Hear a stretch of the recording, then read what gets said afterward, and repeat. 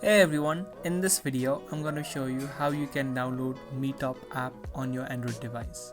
If this sounds helpful, then watch this video till the end and subscribe to our channel if you are new and turn on the notifications so you don't miss any of our upcoming videos.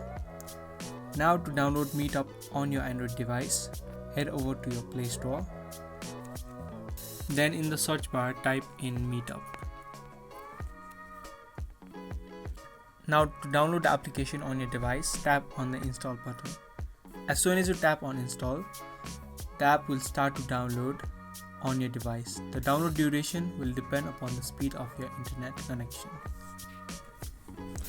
After the application has been downloaded on your device, you can tap on open. And from here you'll be able to sign up, or if you already have an account, you can log into your account. I hope you guys liked this video. If you did, give this video a thumbs up and we'll be soon back with more videos similar to this.